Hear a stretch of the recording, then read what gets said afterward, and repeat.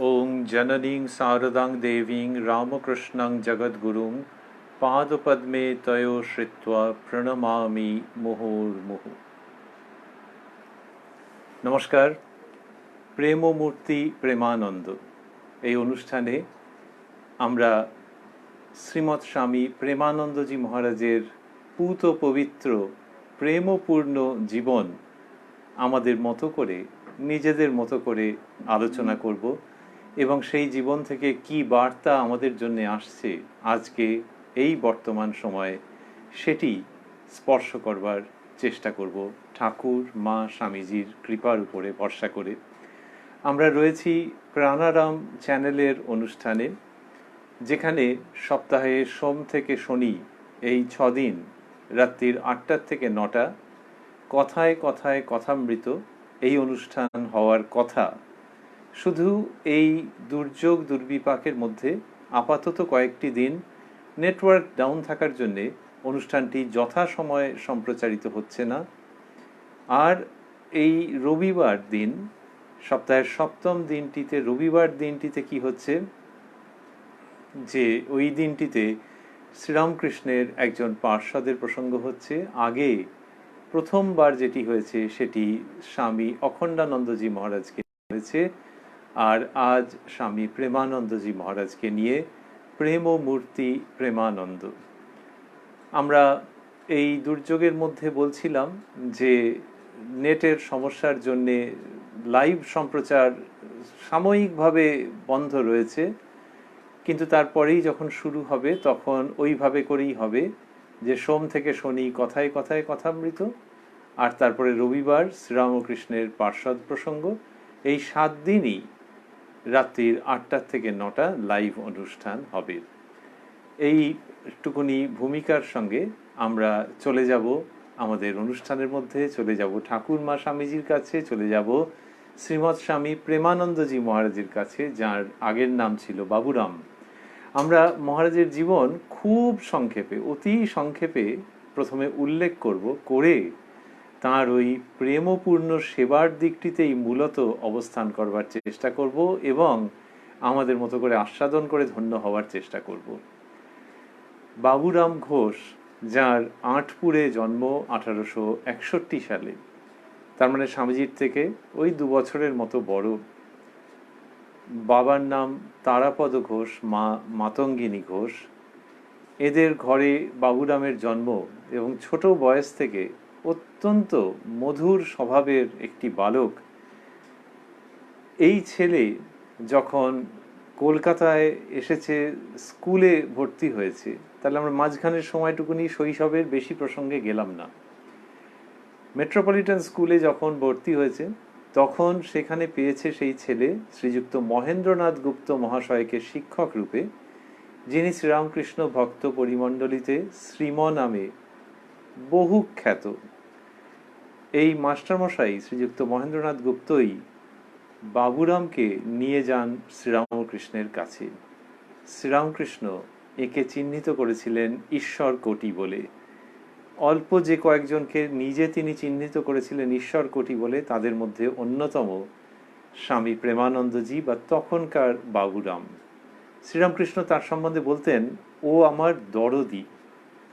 এই যে ও আমার দরদি, এর কথার মানে কি আমাদের পক্ষে তো বোঝা সম্ভব নয়, কিন্তু শ্রীরামকৃষ্ণকে সে বোঝে, তার প্রতি দরদ আছে এরকম কোনো জায়গা থেকে। তাহলে অন্য সন্তানদেরও নিশ্চয়ই ছিল, কিন্তু শ্রীরামকৃষ্ণ এর সম্পর্কে এটি বলেছিলেন যে ও আমার দরদি।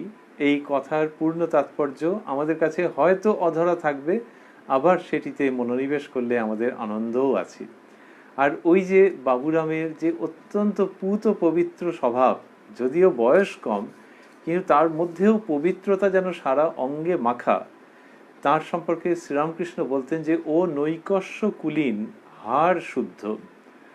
আর ভাবে শ্রীরামকৃষ্ণ বাবুরামকে দেখেছিলেন বা দর্শন করেছিলেন। বাবুরামের কিরকম? বাবুরামকে দর্শন করেছিলেন দেবী মূর্তি, গলায় হার, সখী সঙ্গে, এইরকমভাবে তাকে দর্শন করেছিলেন তিনি। তা সেটি তিনি বলতেন যে দেবী মূর্তি, গলায় হার, সখী সঙ্গে দর্শন করেছেন। শ্রীরামকৃষ্ণ দক্ষিণেশ্বরে বাবুরামকে কত রকমভাবে ধর্ম জগতের শিক্ষা দিয়েছেন। তাঁর শিক্ষা মানে তো সেই ক্লাসের যে একটা ফর্মাল এডুকেশন সেরকম নয়, কিন্তু কথায় কথায় ঈশ্বরীয় ভাব এই শুদ্ধ পবিত্র ছেলের জীবনের মধ্যে, অস্থিমজ্জার মধ্যে, অস্তিত্বের মধ্যে যেভাবে ওতপ্রোত করে দিয়েছেন, সেটিও আমরা কতকটা অনুমান করতে পারি কিছু কিছু ঘটনার সূত্রে। তো সেই সব হতে হতে আমরা পাচ্ছি এরপরে বাবুরামকে, যে তিনি ওই কাশীপুরে শ্রীরামকৃষ্ণের শেষ অবস্থা মর্তলীলার যখন অবসান ঘটছে, সেই সময় শ্রীরামকৃষ্ণের সঙ্গে পাচ্ছি, এবং তার দেহাবসানের পর বরানগরে যখন এরা আনুষ্ঠানিকভাবে সেইখানে উপস্থিত হলেন, শ্রীরামকৃষ্ণের নামে মঠ সেখানে প্রতিষ্ঠিত হলো, সেইখানে পাচ্ছি। তারপর কি পাচ্ছি যে বাবুরামের মা শ্রীযুক্তা মাতঙ্গিনী দেবী, তিনি নেমন্তন্ন করলেন নরেন্দ্রনাথ প্রমুখকে ওই আঁটপুরের বাড়িতে। তো এরা সেখানে গেলেন। গিয়ে যা হয় যে ওখানে এই গুরু ভাইয়েরা কয়েকজন মিলে রয়েছেন, একটা খুব আনন্দের পরিবেশ। আর সেই সময় ঘটলো সেই ঐতিহাসিক ঘটনাটি, যেটি আজকে ইতিহাস, তখন ওরকমভাবে বোঝা যায়নি, যে খ্রিস্ট জন্মের যে আগের রাত্র, ক্রিসমাস ইভ, সেই দিনকে ধুনি জ্বালা হলো, এবং সেখানে নরেন্দ্রনাথ এমনভাবে যীশুখ্রিস্টের জীবন বর্ণনা করলেন, তার ত্যাগ, তপস্যা, মানব সেবার কথা বললেন, যে ওই যে যুবকেরা যারা ধুনির চারপাশে সমবেত হয়েছিলেন শীতের রাত, তারা স্থির করলেন যে সমস্ত কামনা বাসনাকে ওই ধুনির অগ্নিতে, যজ্ঞাগ্নির মতো যে অগ্নি, সেই অগ্নিতে আহুতি দেবেন, আর সংসার আশ্রমে প্রবেশ করবেন না। এইসব ঘটনার পর আবার পাচ্ছি তাকে বরানগরে, এবং সেখানে তিনি আনুষ্ঠানিক সন্ন্যাস গ্রহণ করে, তার নাম হচ্ছে স্বামী প্রেমানন্দ। তিনি অনেক তীর্থ ভ্রমণ করেছেন সারা জীবনে। শ্রী শ্রী মা সম্পর্কে তার অনবদ্য উক্তি আছে, যেখান থেকে মায়ের রাজরাজেশ্বরী আবার অতি সাধারণ মানবী, এই দুটি রূপই একসঙ্গে পরিস্ফুট হয়। সেটি বাবুরাম মহারাজ বা স্বামী প্রেমানন্দজির অনুভূতির মধ্যে এত গভীর তীব্রভাবে ছিল যে তাঁর চিঠিপত্র পড়ে এখনও অনেকে অনুপ্রাণিত হন এবং মায়ের স্বরূপ অনুধাবন করবার প্রয়াস করেন। স্বামী বিবেকানন্দের অনুপ্রেরণায় প্রেমানন্দজি পূর্ববঙ্গে হিন্দু মুসলমানদের মধ্যে অনেক কাজ করলেন। আর ওর জীবনের একটা বড় অংশ, যেখানে কিনা আলাদাভাবে কোনো পদমর্যাদার প্রসঙ্গ নেই, আলাদাভাবে কোনো আনুষ্ঠানিক দায়িত্বের, অফিসিয়াল ডিউটি যেরকম বলা হয় সেরকম প্রসঙ্গ নেই, কিন্তু মঠে তিনি যে সব কিছু ম্যানেজ করলেন, এটি কীরকমভাবে করলেন? ভালোবাসা দিয়ে, প্রেম দিয়ে, গভীর সহানুভূতি দিয়ে, এবং একটা ছটফটানি দিয়ে। সেই ছটফটানিটা কিসের? ওই ভক্ত সেবার জন্য ছটফটানি, যেটি আমরা আজকের অনুষ্ঠানের মধ্যে মূলত থাকবো বলছিলাম। 1918 সালে 57 বছর মতো যখন বয়স, তখন প্রেমানন্দজির দেহাবসান হয়, দেহের অবসান হয়, কিন্তু তার যে ভালোবাসা, যে ছটফটানি, সেগুলোর অবসান হয়নি।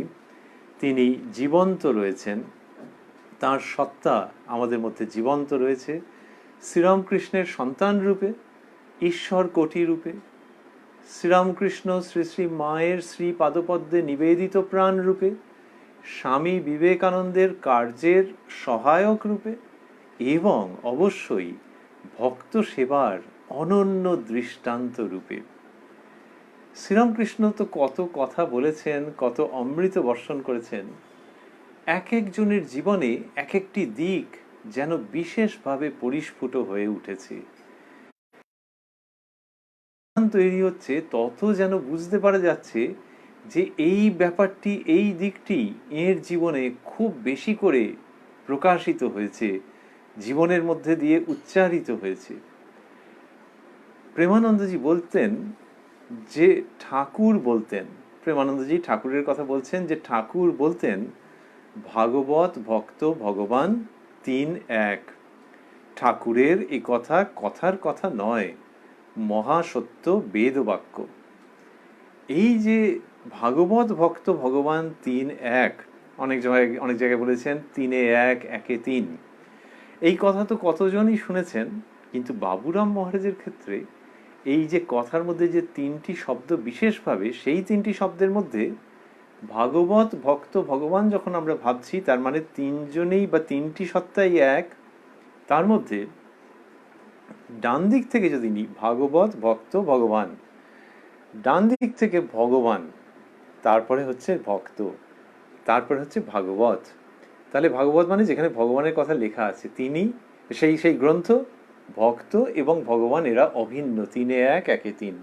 তার মধ্যে আবার ওই যে দুটি শব্দ ভগবান এবং ভক্ত, তাদের মধ্যে যে অভিন্নতা, সেটি বিশেষভাবে প্রেমানন্দজি মহারাজের জীবনের মধ্যে দিয়ে পরিস্ফুট হয়ে উঠেছে। তাহলে ভাগবতের প্রসঙ্গ, তিনিও শাস্ত্র অধ্যয়ন করতেন, স্বাধ্যায় করতেন, সেখানে তার খুব অনুরাগ ছিল, কিন্তু ওই যে আমরা ভাবছিলাম যে এক একটি দিক বিশেষভাবে ফুটে উঠেছে বা শ্রীরামকৃষ্ণের ইচ্ছায় যেন সেগুলি প্রকাশিত হয়েছে এক একজনের জীবনের মধ্যে দিয়ে।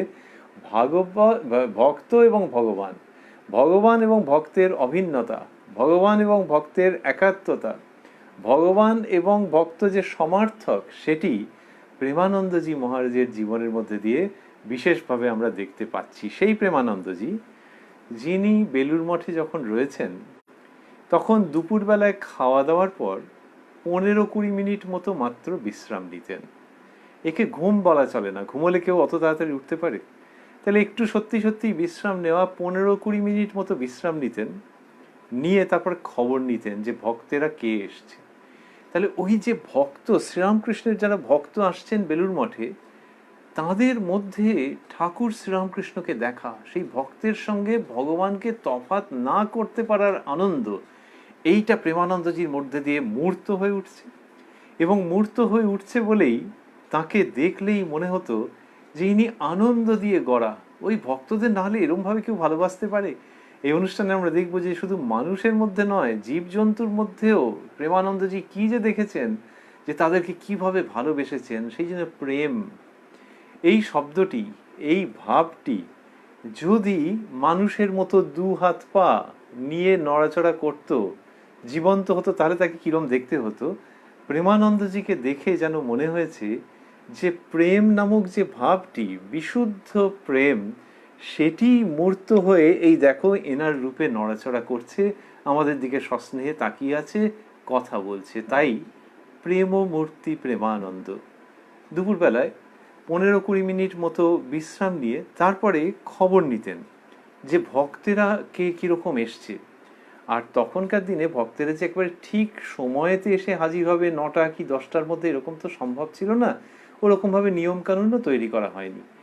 এই জন্যে অনেক সময়ই হতো যে বাঙালি ঘরে অনেক বেলা করে বেলুড় মঠে গিয়ে পৌঁছেছে, এবং তখন সাধুদের খাওয়া দাওয়া হয়ে গেছে, প্রসাদ গ্রহণ হয়ে গেছে, উনি ওটা জানতেন। তাই নির্দিষ্ট সময়ে যারা গেছে তারা তো প্রসাদ পাবেই ঠাকুরের ইচ্ছায়, কিন্তু তারপরে আর কে কীরকম কি এসছে, আজকে সারাদিনে কতজন এসছে, এইরকমভাবে জিজ্ঞেস করতেন।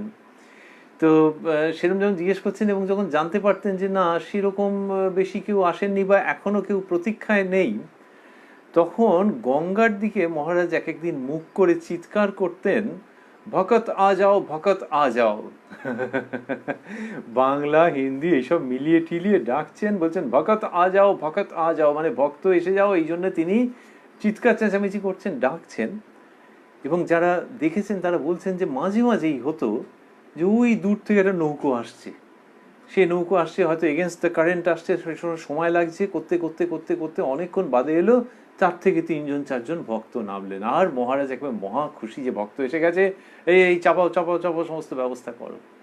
এই প্রেমমূর্তি প্রেমানন্দ। কিন্তু তিনি যে এই যে ব্যবস্থাপনা করছেন, নিজেকে সবসময় ঠাকুরের পায়ের কাছে রেখে করছেন। বলতেন, ঠাকুরকে দেখেছি কতভাবে ভক্তদের আপ্যায়ন করতে, তাই আমাদেরও অভ্যাস হয়ে গেছে। ওই আমি বলছেন না, বলছেন আমাদেরও অভ্যাস হয়ে গেছে, তার মানে আর কোনো অপশান নেই গো, ওনাকে তো কতভাবে দেখেছি। তো ওই যে বললেন যে ঠাকুরকে দেখেছি কতভাবে ভক্তদের আপ্যায়ন করতে, সত্যি সত্যি তাই করতেন। কথামৃতর মধ্যে রয়েছে, অন্যত্রও আছে, যে ঠাকুর বলছেন তুমি কিছু জলখাবার খাবে, আর অন্যদেরও যার যেরকম দরকার সেরকমভাবে তাকে আপ্যায়ন করছেন। গিরিশচন্দ্র ঘোষ, যিনি কিনা কেমন ধারা হয়ে এসছেন, রাত্রিবেলা একবারে পুরো চুর হয়ে এসছেন, পা টলছে, গাড়ির থেকে নেমে ওইভাবে করে এসছেন, ঠাকুর তাকে ভালোবাসছেন। এবং ভক্ত ছেলে, ত্যাগী ছেলে, তাকে বলছেন যে যা গিয়ে দেখে গাড়িতে আবার কিছু ফেলে এলো কিনা। এই আপ্যায়নের তো তুলনা হয় না। এই অন্য রকমের আপ্যায়ন, যে তোমার গুণ নিয়ে ভালোবাসি, আবার তোমার দোষ, তোমার সীমাবদ্ধতা, তোমার ত্রুটি নিয়েও তোমাকে ভালোবাসি। প্রেমমূর্তি প্রেমানন্দ বলছেন, ঠাকুরকে দেখেছি কতভাবে ভক্তদের আপ্যায়ন করতে, তাই আমাদেরও অভ্যাস হয়ে গেছে। এইবারে ওই যে ভক্তেরা আসছেন প্রসাদ গ্রহণের নির্দিষ্ট সময়ের পরে, সাধুদের বিশ্রামের টাইমের মাঝখানে, এরা যে সব সময় খুব মঠের ভক্ত একেবারে তা নাও হতে পারতেন। তখনকার দিনে যেটা হতো সেটা হচ্ছে, কেউ এমনিই চলে এসছে যে বেলুড় মঠ দেখতে যাব, সে শ্রীরামকৃষ্ণ সম্পর্কে, মা শারদা সম্পর্কে খুবই কম জানে, বেলুড় মঠ দেখতে যাব। আবার এমনও হয়েছে কেউ যে কিনা ভেবেছে একটু হাওয়া খেতে, গরমকালে গঙ্গার ধারে বেশি হাওয়া খাওয়া যাবে, আর ওখানে মন্দির টন্দির আছে, এইভাবে করে সে ক্যাজুয়ালি চলে এসছে। এই যেভাবেই আসুক না কেন, প্রেমানন্দজি তাদের আপ্যায়নের জন্য ব্যস্ত হতেন। চুল্লিতে আগুন প্রায় নিভে এসেছে, তাড়াতাড়ি করে সমস্ত ব্যবস্থা করে খিচুড়ি বসিয়ে দিচ্ছেন তাড়াতাড়ি করে হবে বলে। তাও কি, খিচুড়ি হতেও তো একটা সময় লাগবে। তো দেখছেন যে বেশ একটু বেলা হবে, 3টে বেজে গেছে কোনো কোনো দিন। যারা এসছেন তারা বসে আছেন, যে প্রসাদ দেবেন বলেছেন মহারাজ, প্রসাদ খেয়ে যাব, কিন্তু ওই 3টে অবধি যে তারা বসে থাকবেন, তাহলে চুপচাপ বসে থাকবেন? প্রেমানন্দজি গিয়ে তাদের সঙ্গে ঠাকুরের কথা বলতেন। একে বলে আপ্যায়ন করা, যে শুধু যে তোমায় খাইয়ে দেবো চারটি তা নয়, তুমি বসে আছো, I do care for you, তুমি চুপচাপ শুকনো মুখে বসে থাকবে? তো শুকনো মুখে তো বসে থাকতে দেবেন না, খিচুড়ি দেবেন, আবার শুকনো হৃদয়েও ফেরত যেতে দেবেন না। তো তাদের সঙ্গে ঠাকুরের কথা বলছেন, কিন্তু এদের বলা মানে কখনো ওই রকমভাবে একটা প্রচার নয় যে আপনাকে আমাদের আন্ডারে আসতে হবে, কিন্তু যেরকমভাবে লোকে রামের মহিমা বলে, যেরকমভাবে লোকে কৃষ্ণের মহিমা বলে, যা আমার কোনো এক্সপেকটেশন নেই, এইসব বলে আমার আনন্দ হচ্ছে, এরা তেমনি রামকৃষ্ণের মহিমা বলতে ভালোবাসতেন। 3টের সময় যিনি খাবেন, যিনি প্রসাদ পাবেন, তাকে ওই রকমভাবে ট্রিট করছেন, ওই রকমভাবে অ্যাটেন্ড করছেন, শ্রীরামকৃষ্ণের কথা বলছেন প্রেমানন্দজি। ভক্তদের, ভলান্টিয়ারদের, অনুরাগীদের বলতেন যে, ওগো কি দেখি জানো, সব প্রভুর জন্য এখানে আসে, এখানে এই মঠে আসা বড় ভাগ্যের কথা, তিনি টানলে তবে আসতে পারে, নতুবা কার সাধ্য। অর্থাৎ বলছেন যে এই যে ভক্তেরা যে এসছে, যেন ওরা এসছে ক্যাজুয়ালি মনে হচ্ছে, বলছে যে হ্যাঁ মহারাজ আজকে এমনি চলে এলাম, এখানটা ভাবলাম অনেকদিন আসা হয়নি, ওইসব বলছে, কিন্তু ওরাও জানে না যে ওই ঠাকুর টেনেছেন বলে এসছে। এবং সেই জন্যই এদের সঙ্গে ঠাকুরের একটা তো কোথাও যোগাযোগ আছে, তাই তাদের সেবা, তাদের 4টি পেট ভরে খাইয়ে দেওয়া শুধু নয়, তাদের সেবা। এবং প্রেমানন্দজি এতদূর পর্যন্ত বলছেন যে ওই যে শ্রীরামকৃষ্ণ কুঠিবাড়ির ছাদে উঠে ত্যাগী ছেলেদের ডাকতেন, তাদের যে বলতেন যে ওরে তোরা কে কোথায় আছিস আয়, সেটির প্রসঙ্গ তুলছেন, তুলে সেটিকে কোন সীমায় নিয়ে চলে যাচ্ছেন, কতদূর সেটিকে আনন্দের সঙ্গে প্রসারিত করছেন। বলছেন, ঠাকুর যে কুটির উপর থেকে ডেকেছিলেন, ওরে ভক্তেরা কে কোথায় আছিস আয়, সে কেবল আমাদের কয়েকজনকে নয়, তোমাদেরও। যারা এসেছেন তাদেরকে বলছেন যে ওই শ্রীরামকৃষ্ণের আহ্বান অব্যাহত আছে, আমরা যে সেই চোজেন ফিউ, আমরা যে সেই ফরচুনেট ফিউ, এটা নয় গো, তোমরাও যে এসেছো, তিনি এখনো ডাকছেন, সেই জন্যই তোমরা এসেছো। যদি কখনো দেখতেন যে যে এসেছে মুখ শুকনো, হয়তো পরিচিত ভক্ত কোনো একদিন এসেছে, যে কোনো কারণেই হোক শুকনো মুখ, তখন উনি খুব কষ্ট পেতেন। তাহলে কখন খেয়েছো, এক্ষুনি খাবারের ব্যবস্থা হবে, আচ্ছা সে হলো, তাতেও মুখ শুকনো, তখন তার সঙ্গে আলাপ করছেন যে কি, কোথায় দুঃখ, কেন এই ভক্তের মুখ শুকনো কেন, দেখতে পারতেন না। বলছেন, ওরা সংসারের কত তাপে জ্বলে পুড়ে এসেছে, এখানে প্রভুর কাছে একটু শান্তি পাবে বলে, ওদের যেন কষ্ট না হয় বাবা। এই আরেক রকমের আপ্যায়ন। তাহলে পেটের অন্নের ব্যবস্থা করা, মনে কোনো দুঃখ আছে কিনা সেইটি দেখা, মানে বা তাকে ঠাকুরের কথা বলা, যাতে মনের মধ্যে একটা অসম্পূর্ণতা নিয়ে ফেরত না যায়।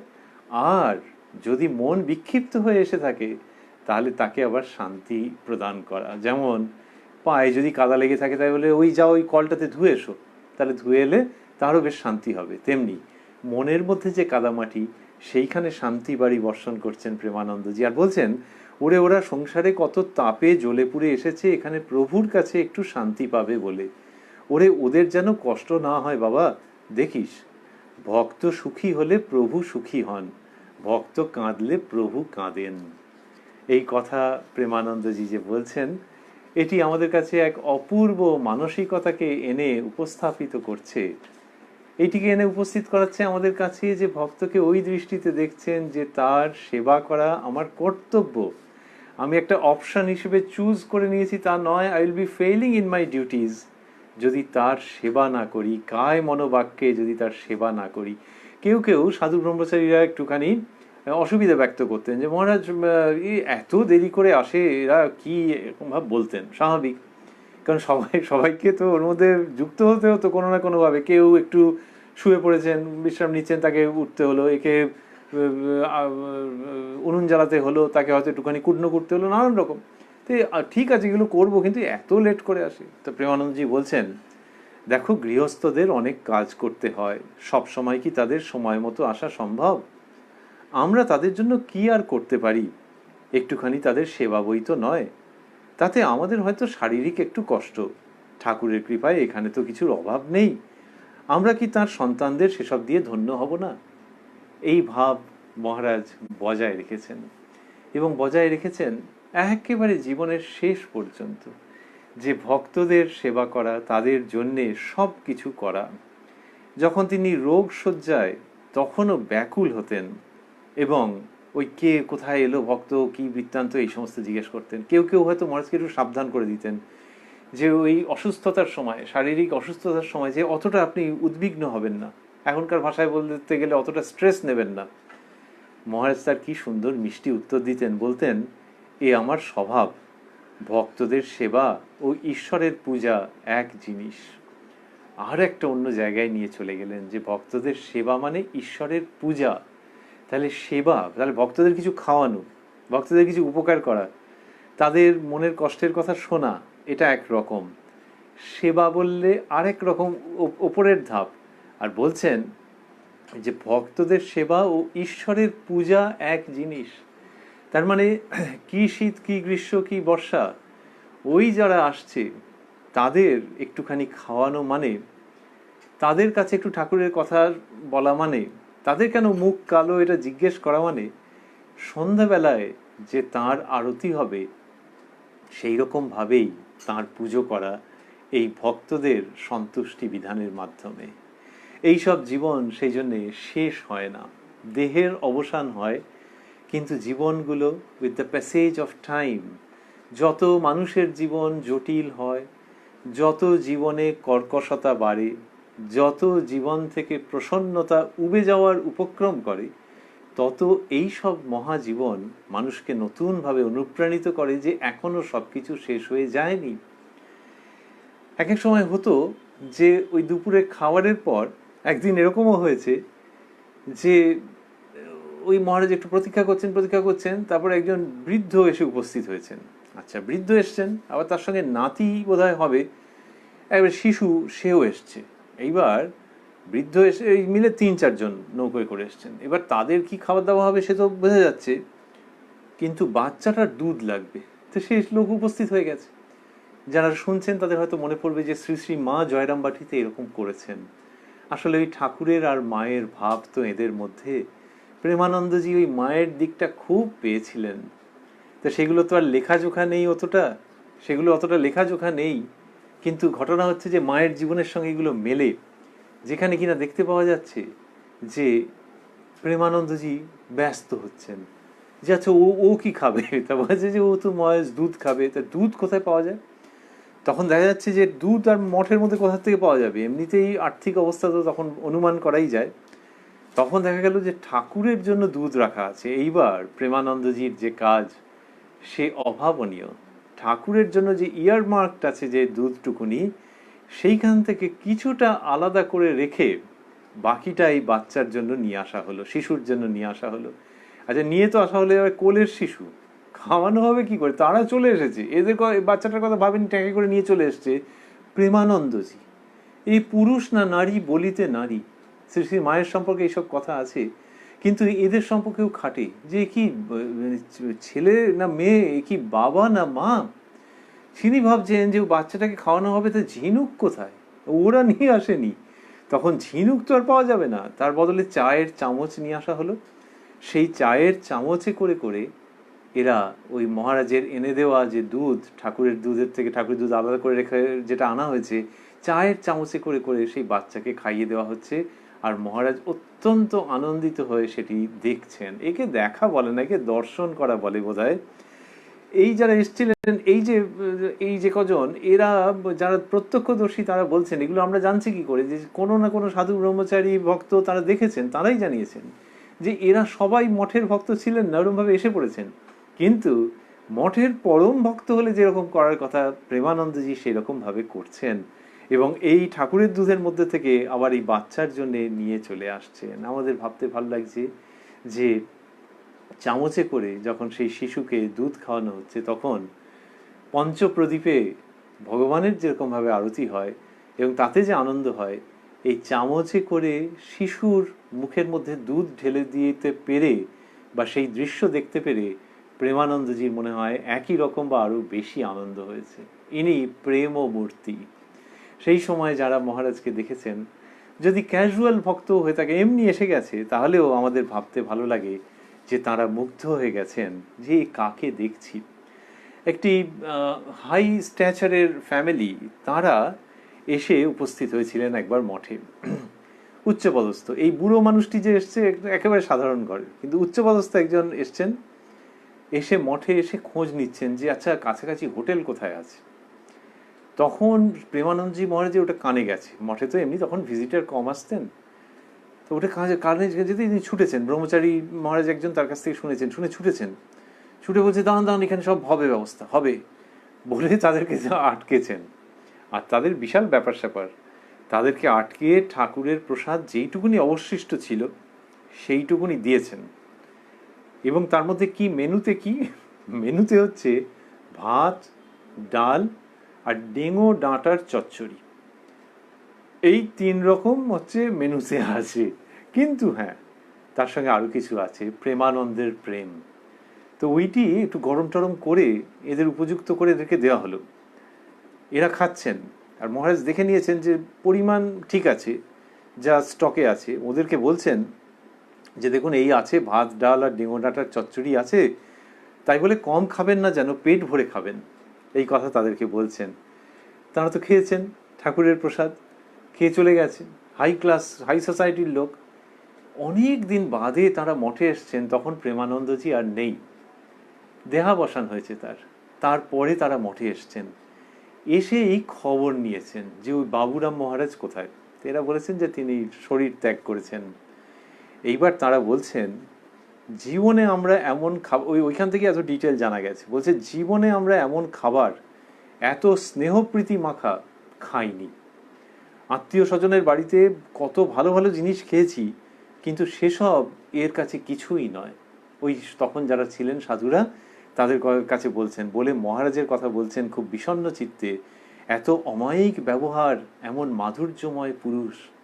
তাহলে এতদিন এরা আসেননি কেন? বোঝাই যাচ্ছে যে এরা হয়তো সেই রকম অর্থে ভক্ত নন, কিন্তু ওই যে এসেছেন তারপর আবার এসে বাবুরাম মহারাজের খোঁজ নিচ্ছেন। তাহলে মানুষ কতদিন বাদে ঘুরে ফিরে আসে নির্ভর করে তো ভেতরে ব্যাকুলতা কত। কিন্তু এই সব ঘটনাতেই তো মানুষের ব্যাকুলতা তৈরি হয়, জন্ম জন্মান্তরের অন্ধকার সংস্কার কেটে যায়। এবং তারা এসে বাবুরাম মহারাজের অদর্শনে যে কষ্ট পেলেন, তার ফলে যে তাদের জীবন কোন দিকে মোড় নিল সে তো আর আমরা জানি না। কিন্তু এসে মহারাজের খোঁজ করেছিলেন এবং বললেন এত অমায়িক ব্যবহার, এমন মাধুর্যময় পুরুষ। আমরা বলছিলাম যে যারা কিনা আসতেন তারা ওই মঠের ভক্ত কি না এটা মহারাজ অতটা কিছুই কনসিডার করতেন না, যে ভক্ত কিনা আগে সেই পরিচয় নেবো, এইসব কিছু করতেন না। একদিন সাধুরা প্রসাদ পেতে বসেছেন, সেই সময় দেখা যাচ্ছে টাইম হয়ে গেছে, বাবুরাম মহারাজের জায়গাটা খালি, আসন খালি, উনি আসেননি। সবাই ভাবছেন যে বাবুরাম মহারাজ আর ঠাকুরের পার্শ্বত্ব, তার তো একটা আলাদা সম্মান আছে মঠের মধ্যে, তার শ্রদ্ধার আসন আছে। কোথায় গেলেন মহারাজ, কোথায় গেলেন? এই সময় দেখা যাচ্ছে যে মহারাজ একটা লোককে নিয়ে এসে লোকটাকে ধমাস করে নিজের আসনে বসিয়ে দিয়েছেন। কারণ বোঝাই গেল যে সে অভুক্ত লোক, কোত্থেকে ধরে এনেছেন তাকে। নিজের আসনে বসিয়ে দিয়ে নাচের ভঙ্গিতে 3বার হাততালি দিচ্ছেন আর নাচের ভঙ্গি করছেন, আর মুখে বলছেন জয় রামকৃষ্ণ, জয় মহারাজ, জয় ঠাকুর। জয় রামকৃষ্ণ, জয় মহারাজ, জয় ঠাকুর বলতে বলতে 3বার হাততালি দিয়ে একটু নেচে নিলেন, নিয়েই ওখান থেকে প্রস্থান করলেন। এই প্রেমানন্দজি মহারাজ, যে এর খাওয়া হবে, কিন্তু এ আবার আমার দিকে বিগলিত হয়ে তাকিয়ে থাকবে, ওইসব হতে দেবো না, পালাবো এখান থেকে। তো শ্রীরামকৃষ্ণের সন্তানদের মধ্যে এইরকম সব ভাব। ওনার স্ট্যান্ডিং ইনস্ট্রাকশনই ছিল যে ওই মঠের মধ্যে যে আসবে তোমার প্রসাদ দিতেই হবে তাকে। ওই কেউ একজন মঠের থেকে বেরিয়ে গেছে প্রসাদ না নিয়ে, মহারাজ ধরেছেন, যেই জানতে পেরেছেন, ভান্ডারীকে ধরেছেন, ভান্ডারী মহারাজকে। তখন ভান্ডারী মহারাজ বলছেন ইনি একটুও দাঁড়ালেন না, কি করে প্রসাদ দিই? প্রেমানন্দজি বলছেন তবু ডেকে এনে দিতে হয়, যখন মঠের ভেতরে এসে পড়েছে। মঠের ভেতরে যখন এসে পড়েছে বলছেন ডেকে এনে দিতে হয়, মানে ওই যে হনন করে চলেও যায়, ধরে আনো, নিয়ে এসে দাও, এই ভাব। শ্রীরামকৃষ্ণ বলছেন যে গঙ্গা স্নান করলে পুণ্য হয়, তা সে কেউ ইচ্ছে করেই করুক আর কাউকে ঘাট ধাক্কা দিয়ে ফেলে দেওয়াই হোক, ও গঙ্গা স্নান করলে তার পুণ্য হবেই। এরকম ভাবে মা গঙ্গার মহিমা বলতেন। এইখানে দেখা যাচ্ছে যে ওই বেলুর মঠে যখন ঢুকেছে তখন তার পুণ্য হবেই, এবং পুণ্য একটুখানি কম হবে যদি ঠাকুরের প্রসাদ না দিই, অতএব ওকে জোর করে এনে দিতে হবে।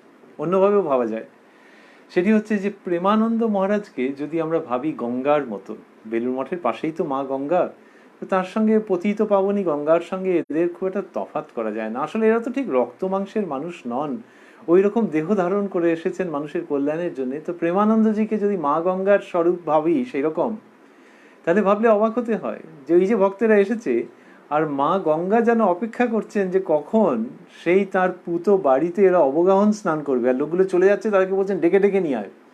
শ্রীরামকৃষ্ণ যে মা গঙ্গার উদাহরণ দিলেন, ওখানে বললেন কাউকে ঘাট ধাক্কা দিয়ে ফেলে দিলেও গঙ্গা স্নান হবে। আর এখানে হচ্ছে যে আরো 1 ডিগ্রি ওপরে প্রেমানন্দ প্রেম গঙ্গা কি করছে, সে উতলে উঠে ভক্তকে স্নান করিয়ে দিতে চাইছে, তাকে পুত পবিত্র করতে চাইছে। বন্যার জল, এই যে সময়তে আমরা রয়েছি, ফ্ল্যাশ ফ্লাড হচ্ছে, ভয়ঙ্কর, কিন্তু বন্যার গঙ্গা জল যখন উপচে পড়ে তখন মানুষের আশঙ্কা হয়, কিন্তু এই প্রেমানন্দ প্রেম গঙ্গা যখন উপচে পড়েছে তখন বোধহয় দেবতারাও হর্ষধ্বনি করেছেন, এবং উনি ভান্ডারী মহারাজকে বলছেন যে ডেকে নিয়ে আয়, মঠ থেকে চলে গেল কেন যেতে দিলি। এই গঙ্গা নিজে উতলে পড়ে ভক্তকে প্রেমের জলে অবগাহন স্নান করাতে চাইছে। বলছেন ভক্তদেরকে এবং সেবকদেরকে যে দেখ, এবারে ওর অন্য একটা দিকের কথা আসছি। তিনি ওই দেখ বলে সেটি শেখাচ্ছেন। সেটি কিরকম? ওই যাদেরকে ওই ডেঙ্গো ডাঁটার চচ্চড়ি খাইয়েছিলেন, পরে যখন তারা এসছেন, ওই রকম ক্লাসের মানুষ তো অনেক আসতেন। তাহলে যেমন গরিব মানুষ আসছেন তেমনি বড় লোকও এসছেন। এরা কোনো বড়লোক গরিব তো তফাৎ করেননি, সে বলাই বাহুল্য। এতক্ষণ আমরা যে আলোচনার মধ্যে আছি তার থেকেও নিশ্চয়ই পরিস্ফুট যে আমরা মহারাজের জীবন যেরকম পাচ্ছি। কিন্তু যার সঙ্গতি আছে, অনেক ক্ষেত্রে হয়েছে যে পরে তিনি এসেছেন এবং মঠের জন্য কিছু নিয়ে এসেছেন, পয়সা করি হোক অন্য কিছু হোক, এক এক জায়গায় এক এক সময় বিপুল পরিমাণে এনেছেন, যে এই সাধুদের ভক্ত সেবায় বিমুগ্ধ হয়ে গেছেন এবং তার ভগবানের ইচ্ছায় সামর্থ্য আছে, তিনি নিয়ে এসছেন। এইখানে প্রেমানন্দজি খুব অ্যালার্ট থাকতেন যে ওই যে ভক্ত নিয়ে আসছে সাধুদের সেবার জন্যে, তাহলে ওখানে ভক্তের মধ্যে 2 রকম হয়ে গেল। এক হচ্ছে যে এখান থেকে খেয়ে দিয়ে গেল, সেবা নিয়ে গেল, কিন্তু আসেনি। আরেকজন হচ্ছে যে এসেছে, আবার দেখো কত থরে থরে সব নিয়ে এসেছে।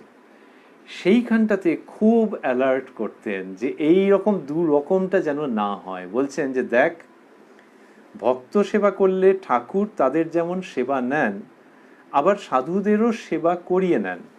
বলছেন করিয়ে নেন মানে তাদের ভেতরে ওই ভাবটি জাগান যে সাধুদের দিকটিও তো তোমাকে দেখতে হবে তোমার সাধ্য মতো। তা বলছেন যে আবার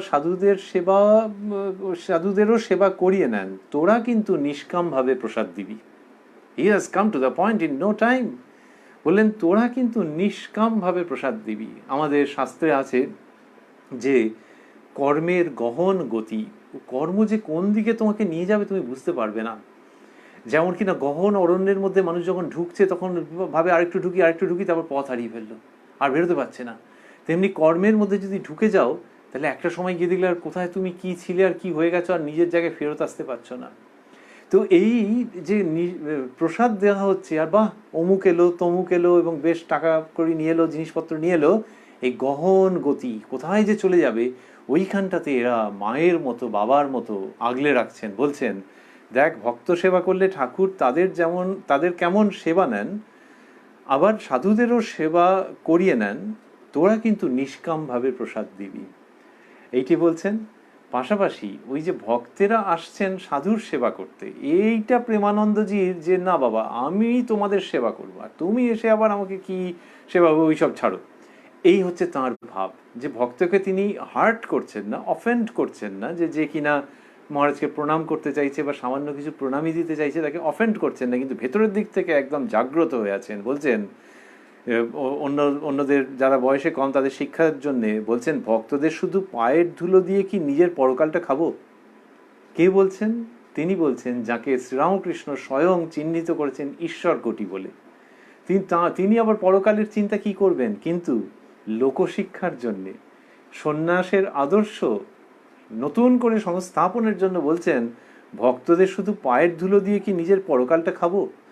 পায়ের ধুলো শুধু দেবো না, যদি নিতে চায় আপত্তি করবো না, নাহলে মনে কষ্ট পাবে, কিন্তু আসলে দেব অন্তরের স্নেহ, আসলে দেব সময়, আসলে দেব মনোযোগ, আসলে দেব ঠাকুরের প্রসাদ, তা সে ডেঙ্গো ডাঁটার চচ্চড়ি হলেও নেভার মাইন্ড। এই যে ভাব, এটি আমাদের কাছে ঠাকুরের প্রসাদকে যেন অন্যভাবে এনে দিচ্ছে। আর ওই যে অন্যদেরকেও রক্ষা করছেন, পরবর্তীকালের সাধু ব্রহ্মচারী ভক্ত তাদেরকে রক্ষা করছেন যে বি কেয়ারফুল, রিটার্নে কিছু চেয়েও না।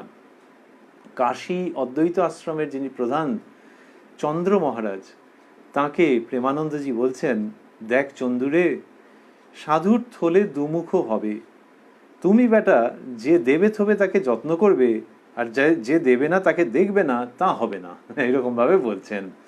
তো বললেন যে সাধুর থলে দুমুখ হবে, তার মানে তাতে ঢুকবেও বেরোবেও। আর থলে আবার দুমুখ হয় নাকি? তার মানে হচ্ছে যে সাধুর কিছু সঞ্চয় করতে নেই। ও থলে যদি দুমুখ হয় তাহলে তো বেরিয়ে যাবে।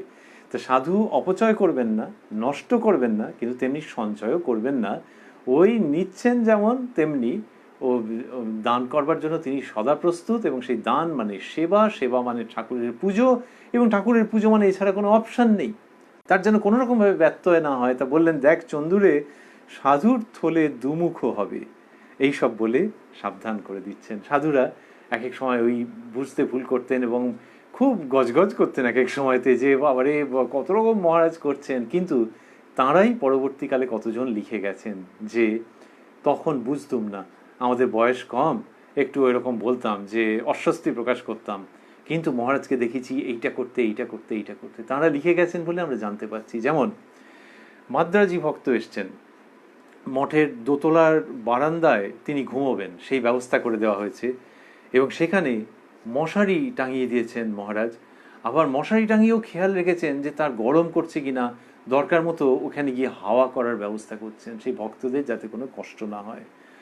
বৃদ্ধ ভক্ত পরিশ্রান্ত হয়ে মঠে এসেছেন, তখন তো হেঁটে হেঁটেই হয়তো এসেছেন, তো যে দেখতে পাচ্ছেন যে পরিশ্রান্ত হয়েছেন, তখন কোনো কোনো ব্রহ্মচারীকে বলতেন যে তাদের সেবা করতে। সেবা করা মানে কি? ওই জল টল দাও, একটু মিষ্টি দাও, একটু হাওয়া করো, এই যা যা করবার সেটি ব্রহ্মচারীদেরকে দিয়ে করাতেন। একদিন বৃষ্টি নেমেছে, তখন ভক্তদের ওই চটি জুতো সব রয়েছে। এবার একজন ব্রহ্মচারী মহারাজ তিনি কি করছেন, যে ওইগুলোকে নিয়ে একটা শেডের তলায় রাখতে হবে, তাড়াতাড়ি করে, তো পায়ে করে ওই জুতোগুলোকে সরাচ্ছেন। তখন প্রেমানন্দজি গিয়ে সেখানে হাতে করে জুতোগুলোকে নিয়ে শেডের তলায় দিয়ে ওকে ব্রহ্মচারী মহারাজকে বলছেন, ভক্তের জুতা মাথায় করে তুলবি, ওই যে পায়ে করে। এমনিতে গৃহে কি হয়, বাবা মায়ের চটি কেউ পায়ে করে নিতে দেয় নাকি? বাবা মায়ের চটি মানে হচ্ছে যে একটু হাতে করে দেবে। সেই রকম জায়গার থেকে যে ওই চটিটাকেও যে সরাবে, পায়ে করে সরিও না, ও ভক্তের চটি নিজে করলেন এবং করে বললেন যে ভক্তের জুতা মাথায় করে তুলবি। উৎসব হচ্ছে বেলুড় মঠে, পংক্তি ভোজন, তো অনেকে খেতে বসেছেন, আর ওই কে কি কার কত টাকা কি ডোনেশন দিয়ে ওইসব কিছু ব্যাপারই নাই।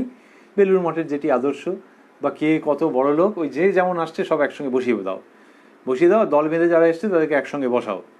তো এইবারে খিচুড়ি পড়ছে, আর মহারাজ এই সময় সাংঘাতিক অ্যালার্ট, মনোযোগী থাকতেন। কীরকম মনোযোগ? মনোযোগী, যে সবার পাতে খাওয়ানো হচ্ছে কিনা। তো সে তো গৃহস্থ বাড়িতেও কত সময় হয় যে একটা উৎসব অনুষ্ঠানে একজন মনোযোগী আছেন, বা কেটারারকে দায়িত্ব দেওয়া হয়েছে আর একজন কেটারারকে চালাচ্ছেন, তিনি সব দেখছেন যে সবার পাতে পড়ছে কিনা, তো সেও তো মনোযোগী আছে না। এর মনোযোগ মানে সেটা একেবারে অন্য কিসিমের। এর মনোযোগ মানে ঠাকুরের যখন পুজো হয় তখন যে মনোযোগ থাকে সেই স্ট্যাচারের।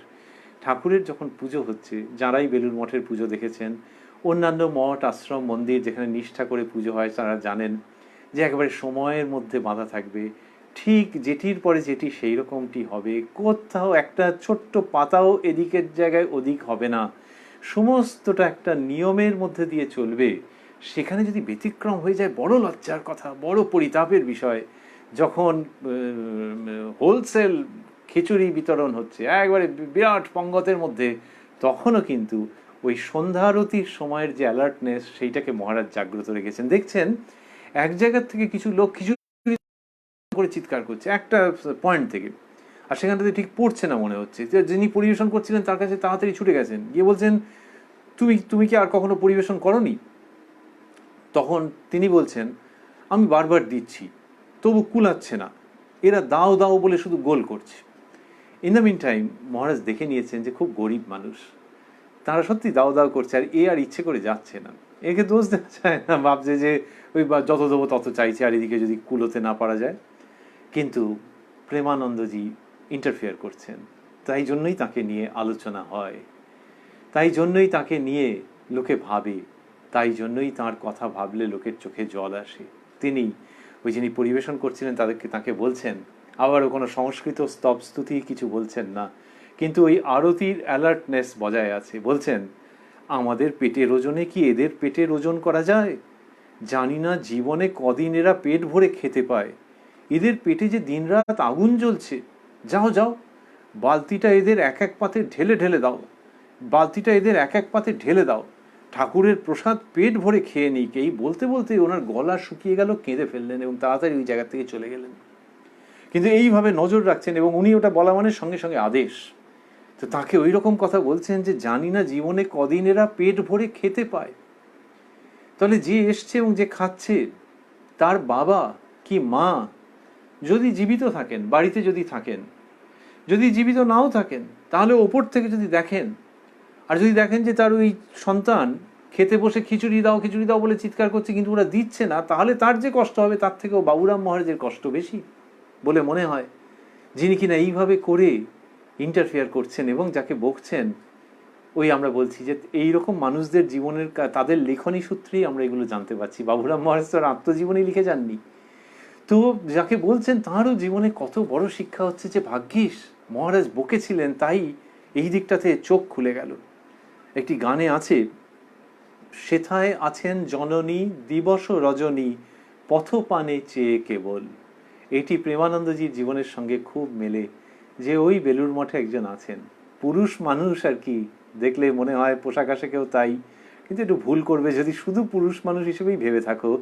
সেথায় আছেন জননী দিবস রজনী পথপানে চেয়ে কেবল। এটি প্রেমমূর্তি প্রেমানন্দ মহারাজের অন্যতম স্বভাব লক্ষণ। তবে তার কি রাগটাগ হতো না নাকি? শুধু প্রেমে ভর্তি তা না, রাগ হতো। এই যে এই ব্রহ্মচারীকে বললেন না যে তুমি কি আর কখনো পরিবেশন করনি, তাই তো রাগের কথা। কিন্তু রাগের কথা মানে স্নেহ থেকে এই রাগটা আসছে। ওই যে আমরা বলছিলাম ভেতরের একটা ছটফটানি থেকে এই রাগটা আসছে। কিন্তু তবু একদিন যখন খুব রাগ হয়ে যেত, বকছেন খুব নতুন কাউকে, যে মঠের আদর্শ যেরকম সেরকম ভাবে এখনো তৈরি হতে পারেনি, খুব বকছেন, অতিরিক্ত বকা হয়ে গেছে। এইবার মজার ঘটনা আছে, এদের ভেতরে তো সেই শ্রীরামকৃষ্ণের কৃপায় প্রেমের এবং রসের ফল্গু ধারা দুটি প্রবাহিত হয়েছে। যখন খুব বকছেন ব্রহ্মচারীকে, বকতে বকতে হঠাৎ নিজের দিকে তাকিয়ে বলছেন, এ আবার কিরূপ প্রেমানন্দ রে বাবা। তার মানে যেন আরেকজন থার্ড পার্সন সিঙ্গুলার নাম্বার, তিনি যদি দেখে বলতেন যে নাম তো প্রেমানন্দ, এদিকে কি ঝাড়ছেন, সেই রকম ভাবে নিজে বলছেন, এ আবার কিরূপ প্রেম আনন্দ রে বাবা। এই যে সাধুর বিচার, যে এত বকে ফেললাম ছেলেটাকে, প্রেমের মূর্তি যিনি, প্রেম দিয়ে গড়া, তাঁর এই হঠাৎ sudden intervention and self introspection, এটিও কি চমৎকার। যে প্রেমানন্দ নাম নিয়ে বসে আছি, এদিকে ছেলেটাকে কি বা বকান বকছি, এইরকম বলছেন প্রেমমূর্তি প্রেমানন্দ। পূর্ববঙ্গের কথা আমরা আগে বলছিলাম, স্বামীজির আদেশে, স্বামীজির অনুরোধে গেছেন পূর্ববঙ্গে, এবং পূর্ববঙ্গে বিস্তীর্ণ অঞ্চল প্রেমানন্দজি ঘুরেছেন, শ্রীরামকৃষ্ণের কথা বলেছেন, সেখানে উপদেশ দিয়েছেন, কীর্তনে যোগদান করেছেন, নানান রকমভাবে ঠাকুরের কথা বলেছেন, কিন্তু সেটা কখনো তাদের মাথায় একেবারে আঘাত করে মাথার মধ্যে ঢুকিয়ে দেওয়ার মতো করে নয়, কিন্তু যাকে জীবন দেবতা বলে মনে করেছেন, বুঝেছেন, তার পায়ের কাছে থাকলে, তার জীবনটিকে বুঝলে মানুষের জীবনের সমস্ত রকম দুঃখের অবসান ঘটে। শারীরিক ভালো মন্দ তো আছে, কিন্তু মনের দিক থেকে মানুষ আনন্দপূর্ণ হয়ে যায়। সেই যে শ্রীরামকৃষ্ণের জীবনকে অবলম্বন করলে জীবন যুদ্ধে নতুন করে শক্তি লাভ করে, সেটিকে তাঁরা যেরকমভাবে বুঝেছেন সেরকমভাবে বলেছেন। প্রেমানন্দজি এক এক জায়গায় কি বক্তৃতা দিয়েছেন, তার ভক্ত শিষ্য উত্তরকালে সন্ন্যাসী হয়েছেন, তিনি লিখছেন এক জায়গায় যে প্রেমানন্দজির বক্তৃতাতে সাহসের কথা বলছেন, তেজবীর্যের কথা বলছেন, এবং বলছেন যে শ্রীরামকৃষ্ণের উপরে, ভগবানের উপরে যদি কেউ সত্যি সত্যি নির্ভর করে থাকে, তাহলেই সে যথার্থ সাহসী হতে পারে যে কোনো পরিস্থিতিতে। এই প্রেমানন্দ মহারাজ, তিনি শ্রীরামকৃষ্ণকে দেখেছেন, তার নানান দিক বুঝেছেন, এবং ভক্তদের কাছে যখন ভক্তির কথা, যখন জ্ঞানের কথা, যখন সাহসের কথা, যখন স্থৈর্যের কথা, যখন তেজবীর্যের কথা যেরকম দরকার সেরকম বলেছেন, এবং পূর্ববঙ্গে ব্যাপকভাবে তিনি ঘুরেছেন। ঢাকায় তিনি যখন গেছেন, তখন ওখানকার নবাব সলিমুল্লাহ, তিনি প্রেমানন্দজিকে দেখে মুগ্ধ হয়ে গেলেন, যে ইনি যে কথা বলছেন না, এই হিন্দু মুসলমান সকলে তার কথা গিলছে, ইনি মুসলমানদের পীর পয়গম্বরের মতো, এই কিছু চান না। তো ইনি শুধু হিন্দুর মানুষ, হিন্দুর মনের মতো করে কথা বলছেন, হিন্দুর শিক্ষক তা নন, হিন্দু সন্ন্যাসী শুধু নন, এই হিন্দু মুসলমান সকলকে নিয়েই ইনি আছেন। ইনি এমন একটা কিছু বলেন যেটা ওই হিন্দু মুসলমান যে ভেদ তার অনেক ওপরে অবস্থিত। নবাব সলিমুল্লাহ সাহেব নিজের বাড়িতে নেমন্তন্ন করলেন প্রেমানন্দজিকে করে, এবং করে সেইখানে নিজেদের ধর্মগুরু যেরকম হয় সেরকমভাবে তাকে সম্মান প্রদর্শন করলেন। এটি যেমন সত্যি, তেমনি আবার বেলুড় মঠে মুসলমান ভক্ত এসছেন, এসে খেয়ে উঠে পড়েছেন, যেমন হিন্দু লোকেও করে থাকে, মুসলমান লোকেও, যে মহারাজ এরকম যত্ন করে খাওয়াচ্ছেন, খেয়ে উঠে পড়েছে। যে মা যদি খাওয়ায় তারপরে আবার কি করব, একটা ভাতও তুলে রাখতে গেলে মা বলে, এই খবরদার ওসব তুলবে না। তো এই তো মা তো সেজন্য উঠে পড়েছেন। এবার উঠে পড়ার পর ওই এটু পরিষ্কার কে করবে? এখন মুসলমান মানুষ যে উঠে পড়েছেন, তখন অন্যদের মধ্যে স্বাভাবিকভাবে, যুগের ধর্ম এটা মানতে হবে, তাদের মধ্যে হেজিটেশন, এবং প্রেমানন্দজি নির্বিকার চিত্তে সেই মুসলমান মানুষের উচ্ছিষ্ট পরিষ্কার করছেন, যিনি নবাব সলিমুল্লাহ সাহেবের গেস্ট হয়েছেন এবং সেখানে মুসলমান ধর্মগুরুর মতো সম্মান পেয়েছেন। তিনি মঠে মুসলমান ভক্তের উচ্ছিষ্ট পরিষ্কার করতে দ্বিধা করছেন না, বরং আনন্দের সঙ্গে করছেন। তিনি বলতেন যে ঠাকুর বলেছিলেন, ভক্তের নিকট জাতি বিচার নেই, ভক্তই তো একটি জাত।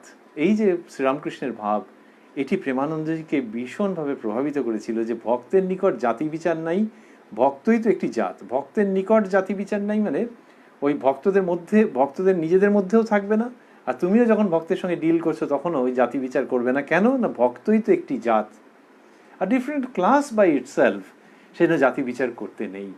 এইরকম হিন্দু মুসলমানের সঙ্গে সম্পর্ক প্রেমানন্দজির। পূর্ববঙ্গে যখন তিনি ঘুরছেন, আমরা বলছিলাম যে শ্রীরামকৃষ্ণের কথা, ত্যাগের কথা বলেছেন, জ্ঞানের কথা বলেছেন, নানান রকমভাবে সাহসের কথা বলেছেন। আবার শুধু বক্তৃতা দিয়ে সীমাবদ্ধ থাকেননি, মানুষের যাতে কল্যাণ হয় তার জন্য গায়ে গতরে খাটা যাকে বলে সেই সব করেছেন। হাসারা বলে একটা গ্রাম আছে, হাসারা পূর্ববঙ্গের, সেখানে যখন গেছেন, গিয়ে দেখছেন যে পুকুরে কচুরি পানা, এবং উনি জানছেন যে কচুরি পানা মানে রোগের ডিপো, তা সেগুলো কেউ করে না, পরিষ্কার করে না। কচুরি পানা পরিষ্কার করতে হবে, মহা ঝামেলা, আর সেই জ্ঞানটাও নেই। প্রেমানন্দজি জানতেন যে এই রোগে খুব মুশকিল হয়ে যাবে কচুরি পানার যদি এরকমভাবে চাষ হয় পুকুরের মধ্যে। তো তিনি বললেন, কেউ খুব একটা গা করলো না, তখন নিজেই নেমে পড়লেন ওই কচুরি পানা, মানে জলে নেমে পানা তোলার কাজে। যখন মহারাজ নেমেছেন, আর রোগা চেহারা তো, কচুরি পানা তুলতে গেলে দম লাগে, তো মহারাজ যখন নেমে ওই কচুরি পানা সরাচ্ছেন, একজন সাধু মানুষ, একে শুধু একটা গেরুয়া বসনে আটকে রাখা যায় না। একটা লোক, অন্যরা কেউ এগোচ্ছে না দেখে সেই লোকটা নেমে কচুরিপানা সরাচ্ছে। সেই লোকটা এই গ্রামে থাকে না, এই গ্রামে তার আত্মীয় স্বজন কেউ নেই, তাহলে করছে কেন পাগলের মতো? এ মানুষের জন্য ভালোবাসায় পাগল, এ প্রেমের মূর্তি প্রেমানন্দ। তো মহারাজ যখন ওইরকম ভাবে করছেন, তখন গ্রামবাসীরা ইতস্তত করে তাড়াতাড়ি করে নেমে পড়ে মহারাজের সঙ্গে হাত লাগালেন। কিন্তু মনে হয়, এক্স্যাক্টলি বলা মুশকিল, ওই যে কচুরিপানা পরিষ্কার টরিষ্কার করতে গিয়ে ওখানে কত রকম কি হলো, কি পা কেটে গেল, কি হলো, কি মশায় কামড়ালো জানা নেই, ওইখানটাতে মহারাজ একেবারে সাংঘাতিক রকমভাবে অ্যাফেক্টেড হয়ে গেলেন। ক্রমে ওনার কালাজ্বর দেখা দিল, ব্ল্যাক ফিভার তখন বলতো, এখন খুব কমে গেছে, মানে প্রায় নেই বললেই চলে। কিন্তু তখন ওই কালাজ্বর সেটি মঠে আসার পর তাকে আক্রমণ করলো।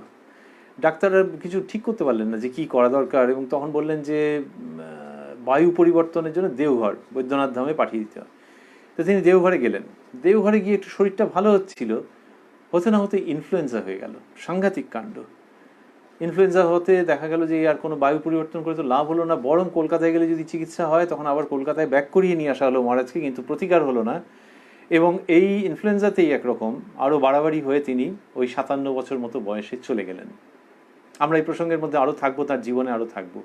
কিন্তু ওই যে বলে যে কায় মনোবাক্যের সেবা, কায় মানে হচ্ছে দেহ, তাহলে দেহ মন বাক্য, মনের দিক দিয়ে তার কল্যাণ চাইছি, কথা বলছি, সুমিষ্ট কথা বলছি, কর্কশ বাক্য উচ্চারণ করছি না, তা দিয়ে তার সেবা করছি, আর দেহ দিয়েও তার সেবা করছি। উচ্ছিষ্ট পরিষ্কার করছেন, দুপুরবেলায় 10-15 মিনিটের বেশি রেস্ট নিচ্ছেন না, পানা পরিষ্কার করবার জন্য পুকুরে নামছেন, আর কত কায় মনোবাক্যের সেবা হবে। কিন্তু হ্যাঁ, এই কথা যেন শেষ হয়েও শেষ হয় না। প্রেমানন্দজির জীবন সেই রকম সেবার জীবন, তিনি জীবিত রয়েছেন আমাদের মধ্যে। আমরা বিভিন্ন ধরনের মানুষের কথা ভাবছিলাম, হিন্দু, মুসলমান, ভক্ত, ক্যাজুয়াল ভিজিটর, বয়স্ক মানুষ, ঝিনুকে দুধ খাওয়া শিশু, এই বিভিন্ন রকমের পুরুষ এবং নারী। নারীদের কথা আলাদা করে কিছু উল্লিখিত নেই, তার পক্ষে তো ওই রকমভাবে সম্ভব ছিল না, কিন্তু এই গ্রুপের মধ্যে বোঝাই যায় যে ছেলে মেয়ে সব নিয়ে এসেছে। ওই বৃদ্ধ যে এসছেন সেই গ্রুপের মধ্যে মহিলা, যে ধনী ব্যক্তি ডেঙ্গু ডাঁটার চচ্চড়ি খেয়েছেন এবং সেটি ভুলতে পারছেন না, সেই দলের মধ্যে মহিলা। তো সেই পুরুষ, মহিলা, শিশু সকলকে যে সেবা করেছেন প্রেমানন্দজি, তাকে যখন বিকেলবেলায় তার সঙ্গে কেউ যাচ্ছেন মঠের মধ্যে, অবাক হয়ে যেতেন একটা অন্য রকমের দৃশ্য দেখে। সেটা কি? সেটা হচ্ছে মহারাজ বিকেলবেলায় যাচ্ছেন যেখানে গরুগুলো চড়তে বেরিয়েছে, গোশালা থেকে ওই সময় ঘাস খাওয়াতে নিয়ে আসা হয়েছে, ওই মহারাজ প্রায়ই ওই সময়টাতে যেতেন।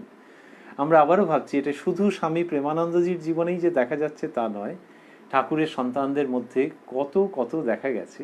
তবে হ্যাঁ, প্রেমানন্দজির মধ্যে এই ভক্ত সেবা, সাধু সেবা এবং তার সঙ্গে জীবজন্তুর প্রতি প্রেম, এইসব মিলেমিশে একটা অপূর্ব ফুলের মতো হয়ে আছে।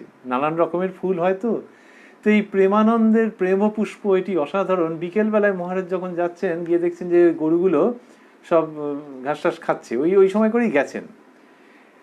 এদেরকে তিনি খুব ভালোবাসতেন এবং রোজ কাজের মধ্যে ওই গৌমাতাদের সেবা সেগুলি উনি করতেন। আর ওরা বুঝতে ভুল করে না, মানুষ তবু একটু বুঝতে সময় নিতে পারে, তারা বুঝতে ভুল করে না। মহারাজ যেই যেতেন তখন গরুগুলো লাফিয়ে লাফিয়ে এসে গায়ের উপরে পড়তো। তাহলে একটা গরু, আর ওনার ফ্রেইল হেলথ, রোগা চেহারার মানুষ, কিন্তু গরুগুলো লাফিয়ে লাফিয়ে এসে মহারাজের গায়ের উপর পড়তো, ওকে আহত করতো না, কিন্তু আনন্দ, ওরা ওইরকমভাবেই তো আনন্দ প্রকাশ করবে, লাফিয়ে লাফিয়ে এসে পড়তো। এবং মহারাজ একটু মাথায় হাত বুলিয়ে দিলেন, একটু আদর করলেন, বোঝাই যেত যে ওদের মধ্যে আদর খাওয়ার প্রতিযোগিতা হচ্ছে। কেউ মহারাজের হাত চাটছে, কেউ পা চাটছে, কেউ একটু মুখের কাছে চাটবার চেষ্টা করছে। গরুগুলো এরকম করতো, সব দেখতে পাওয়া যেত। তার মধ্যে ওয়েস্টার্ন ইন্ডিয়া থেকে আনা পশ্চিম ভারতের একটা নাগরি গাই ছিল, তার আবার আদর করবার স্টাইল আলাদা। সে ভালোবেসে এসে গুঁতোতো মহারাজকে। তো তার হচ্ছে ওই রকমই ভালোবাসার স্টাইল, সে মহারাজকে শিং দিয়ে গুঁতোতে আসতো। মহারাজ সকলকে আদর করতেন, নিজের হাতে কিছু গাছের ডাল ভেঙে খাওয়াতেন। আর ওর একটা হাতের লাঠি ছিল, ওর পার্সোনাল বিলঙ্গিং প্রায় কিছুই ছিল না, কিন্তু একটা হাতের লাঠি থাকতো, সেইটি দিয়ে গরুগুলোর গা চুলকে দিতেন, আর তাদের খুব আরাম হতো। এই গরুর দুধ হতো, সেই দুধে মঠের কাজে লাগতো। তো যে সময়কার কথা আমরা ভাবছি তখন এই গরুগুলি রয়েছে, কিন্তু কোনোদিন হয়তো দেখা গেল যে একটু দুধ কম হচ্ছে বলে মনে হচ্ছে, একটু বেশ কম হবে বলে মনে হচ্ছে। যখন এরকম হচ্ছে তখন উনি গিয়ে হাত জোর করে দাঁড়াতেন, দাঁড়িয়ে বলছেন যে মা, মঠের মান রেখো, ঠাকুর সেবায় ভক্ত সেবায় দুধের অভাব যেন না হয়। তো আমরা গো মাতা বলি, তো সেখানে হাত জোর করছেন, তার মানে সে শুনতে পাচ্ছে, ভেতরে যে মা আছেন শুনতে পাচ্ছেন, এবং বলছেন যে মঠের মান রেখো, ঠাকুর সেবায় ভক্ত সেবায় দুধের অভাব যেন না হয়। ঠাকুরের সেবায় আর কত দুধ লাগবে? তো ওই যিনি ভাগবত ভক্ত ভগবান, ভক্ত এবং ভগবানকে এক দৃষ্টিতে দেখেছেন শ্রীরামকৃষ্ণের শিক্ষা অনুযায়ী, তিনি বলছেন ঠাকুর সেবায় ভক্ত সেবায় দুধের অভাব যেন না হয়। একটি করুণ দৃশ্য আছে। চন্দ্র আর চন্দ্রী আর কালিন্দী বলে দুটো গরু ছিল, দেশি গাই। এই চন্দ্রী হচ্ছে যে ধবধবে সাদা, ওই জন্য ওরকম নাম দেওয়া হয়েছে, আর কালিন্দী কুচকুচে কালো। এই দুটি গরুর মানে খুব গোলগাল চেহারা ছিল, আর তাদের স্কিন একেবারে ভেলভেটের মতো মসৃণ, প্রচুর পরিমাণে দুধ দিত, সুস্বাদু দুধ। চন্দ্রী আর কালিন্দী। তো এদেরকেও মহারাজ অন্যদের মতনই খুব ভালোবাসতেন। একদিনের ঘটনা হচ্ছে যে বিকেলের দিকে তিনি গেছেন, অন্যদেরও যা নাম টাম আছে সেই সব ধরে ধরে ডাকছেন, কোথায় সেসব ছুটে আসছে, ল্যাজ তুলে ছুটে আসছে। কিন্তু এই দুটো বড় সড়ো গাই, চন্দ্রী আর কালিন্দী, এরা আস্তে আস্তে আসছে, আস্তে আস্তে আসছে, একেবারে আর্ত চিৎকার করে উঠে বলছেন, ওরে, এদের বোধহয় কেউ বিষ খাইয়েছে, ঠাকুরের স্নান জল নিয়ে আয়। বলতে ছুটে গেছেন অন্যরা, গিয়ে স্নান জল নিয়ে এসছেন।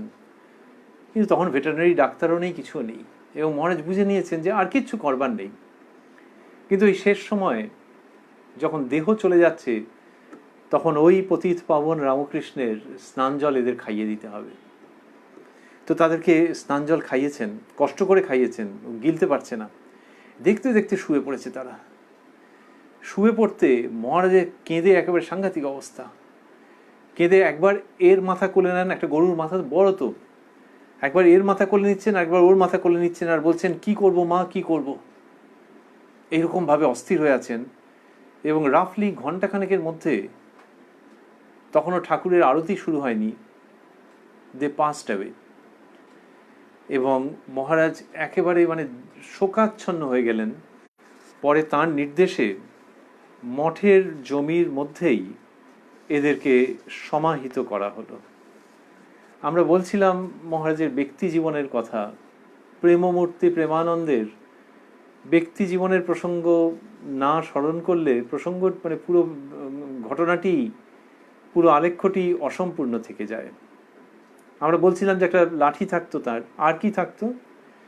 মহারাজের কাছে দুটো 5 হাতি কাপড়, দুটো মুড়ি সেলাই চাদর, দুটো হাত কাটা ফতুয়া, অনলি 2, একটা গামছা, চটি জুতো, ছাতা, আর একটি লম্বা লাঠি। এছাড়া আর কিছু থাকতো না। যারা লিখেছেন তারা দুটোর কথা লিখেছেন কেন?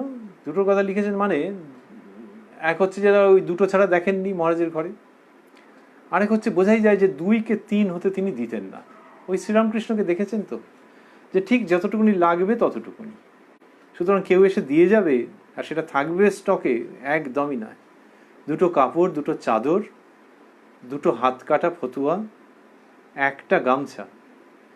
শ্রীরামকৃষ্ণকে কেউ গামছা বা তেল ধুতি উনি যদি চেয়েছেন যে একটা নিয়ে এসো, আর সে যে দুটো নিয়ে এসছেন, সেই ব্যক্তি রাগ করতেন, ফেরত দিয়ে দিতেন, যে পঞ্চি ওর দরবেশ সঞ্চয় করবে না, রাগ করতেন অনেক সময়। তো একটা গামছা, চটি জুতো, ছাতা আর একটা লম্বা লাঠি, এই থাকতো তার। তার নিজস্ব বিছানা বা কম্বল বলে ছিল না। তাহলে কি ব্যবহার করতেন? ওই মঠের নিয়ে আসতেন, মঠের স্টোর থেকে ওইগুলো নিয়ে আসতেন, বিছানা কম্বল। ওনার যখন দেহাবসান হলো তখন দেখা গেলো কিছুই প্রায় নেই। একটা ক্যানভাসের ব্যাগ পাওয়া গেল, তার মধ্যে কিচ্ছু নেই, আর কিছু বই রয়েছে, আর কি দেখতেই পাওয়া যাচ্ছে না। এইরকম তার পজিশন, কিচ্ছু নেই। কম্বল মঠের থেকে চেয়ে আনছেন, এমন নয় যে এই কম্বলটা রইলো, শীতকালের পর বেশ ঝেড়ে ঝুড়ে সুন্দর করে প্যাক করে রাখালো, ওইসব কিছু নয়। তার মানে বোঝাই যাচ্ছে ফেরত দিয়ে দিয়েছেন, যে তোমরা খেচে খুচে রেখে দাও, আবার যখন দরকার লাগবে নেবো। ব্রহ্মানন্দজি মহারাজের সঙ্গে রাজা মহারাজের সঙ্গে খুব প্রীতির সম্পর্ক, আমরা তার মধ্যে আলাদা করে যাচ্ছি না। এই অদ্ভুত দৈব সম্পর্ক। অনির্বচনীয় শিশু সুলভ সম্পর্ক। তো রাজা মহারাজের সঙ্গে পূর্ববঙ্গে যখন গেছেন তখন ওখানকার ভক্তেরা অনেক জামা কাপড় চাদর সব দিয়েছেন, জোর করে দিয়ে দিয়েছেন। এইবার মঠে যেদিন এসছেন তার পরের দিনই চিৎকার করে সাধুদের ডাকছেন, বলছেন আয় আয় বেটারা, আয় আয় বেটারা বলা মানে এক্ষুনি আসতে হবে, নাহলে খুব খারাপ হবে। এইরকম ভঙ্গিতে সাধুদের ডাকিয়ে এনেছেন, আয় আয় বেটারা বলে। আধ ঘন্টা মাত্র সময় নিয়েছেন, তার মধ্যে যা পেয়েছিলেন সমস্ত ডিস্ট্রিবিউট করে দিয়েছেন। Within half an hour the whole thing is done. দিয়ে বলছেন বাঁচা গেল, আমার এসব সয় না, ঠাকুর সঞ্চয় করতে পারতেন না। এই যে ত্যাগের প্রতিমূর্তি, তিনি আবার প্রেমস্বরূপ। দেওঘরে যখন গেছেন তখন একজন পরামানিক এসে মহারাজের কাছে বলেছে যে তার সব চুরি হয়ে গেছে। তখন মহারাজকে বলছে কেন? ওই মনের কথা এনেকে বলা যায়, কোনো রাজা উজিরকে না বলে মহারাজকে বলছে। তবে এরা রাজার থেকে অনেক বেশি, মনের দিক থেকে সম্রাটের থেকে অনেক বেশি।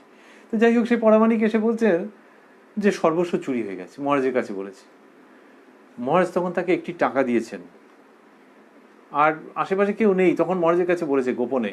তখন মহারাজ টাকা দিয়েছেন, নিজের তো কিছু নেই, কোথা থেকে খুঁজে পেতে দেখেছেন একটা নতুন গামছা আছে। ওই হয়তো দেওঘরে যাওয়ার সময় ওই নতুন গামছাটা আনা হয়েছিল বা সেবক নিয়ে গেছেন, ওকে দিয়ে দিও, ওই রকম কষ্ট যে সর্বস্ব চুরি হয়ে গেছে, গামছা দিয়ে দে। এবার গামছা দিয়ে দিয়েছেন। স্নানের সময় দেখা যাচ্ছে গামছার যখন সন্ধান হয়েছে, সেবক বলছে মহারাজ গামছা কোথায় গেল? এরকম দিয়ে দিয়েছি। সেবক তো মানে হতবাক। তখন মহারাজ বলছেন সাধুর গামছার কি দরকার, আমার গামছা না হলেও চলবে, তাহলে গাটা মুছে নেবো, সে ব্যবস্থা হবে, সাধুর গামছার কি দরকার। এইটি যিনি বলছেন, তিনি ত্যাগের আদর্শ শাস্ত্রে, ধর্মগ্রন্থে, পুঁথিপাত্রায় যা লেখা আছে সেটি যদি কেউ না পড়েন, পড়ার সময় সুযোগ হয়নি, এই সাধুদের জীবন, এর মতো সাধুর জীবন যদি দেখেন, তাহলে বোধহয় কোনো অংশে বঞ্চিত হবেন না। He will not remain deprived. যিনি বলছেন যে সাধুর গামছার কি দরকার, তার মানে বোঝাই যাচ্ছে, এখান থেকে অনুমান করি যদি, যে এরপর সেবক যদি বলেন মহারাজ কালকে সকালেই আমি কিনে নিয়ে আসবো, তাহলে খবরদার। তো এই যে মানুষ, যিনি স্পিরিটেড, যিনি প্রসন্ন মুখ যার, আবার যিনি কানাকড়িও রাখছেন না, তার কথা ভাবতে আনন্দ আছে, তার কথা অনুধ্যান করতে আনন্দ আছে, তার কথা শেয়ার করতে আনন্দ আছে। আমরা সেই শেয়ারিংয়ের মধ্যে রয়েছি। আর একটু বাদেই শেষ করব প্রসঙ্গ। আমরা রয়েছি প্রাণারাম ইউটিউব চ্যানেলের মধ্যে, যেখানে সপ্তাহে 6 দিন সোম থেকে শনিবার রাত্রি 8টা থেকে 9টা সম্প্রচারিত হয়। যখন অবস্থা স্বাভাবিক থাকে তখন কথায় কথায় কথামৃত, যেটি শ্রী শ্রী রামকৃষ্ণ কথামৃতের উপরে আধারিত অনুষ্ঠান। এই কটা দিন নেটওয়ার্ক ডাউন থাকার জন্য সম্ভব হচ্ছে না। আর সপ্তাহের অবশিষ্ট দিনটিতে, অর্থাৎ রবিবার রাত্রির সেই 8টা থেকে 9টা, শ্রীরামকৃষ্ণের কোনো একজন পার্ষদকে নিয়ে আলোচনা। এটি প্রাণারাম চ্যানেলে, ইউটিউব যে আছে, ইউটিউবের মধ্যে প্রাণারাম চ্যানেল, তার মধ্যে লাইভ স্ট্রিমিং হয় সপ্তাহের 7 দিনই। সোম থেকে শনি কথামৃত, কথায় কথায় কথামৃত, আর রবিবার শ্রীরামকৃষ্ণের পার্ষদের প্রসঙ্গ।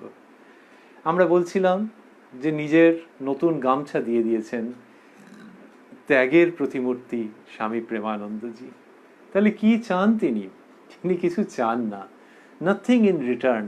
তাহলে শরীর চলে যাওয়ার আগেও তার কিছু চাহিদা নেই? হ্যাঁ, চাহিদা আছে। কিরকম চাহিদা? অপূর্ব। ঠাকুর বলতেন যে হিঞ্চে শাক শাকের মধ্যে নয়, ওতে পিত্ত নাশ হয়। তেমনি এদের চাহিদার মধ্যে নয়, এ শুনলে মনের অশুভ সংস্কার নাশ হয়।